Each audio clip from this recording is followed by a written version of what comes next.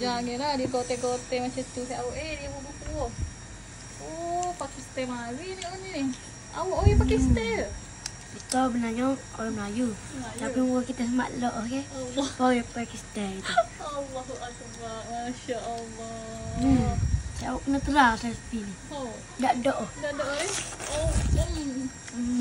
Hai, sekarang makan pulak. Ibu dah diet. Oh, ni janganlah. Sedap, Dek? Sedap? Satu hari. Satu hari?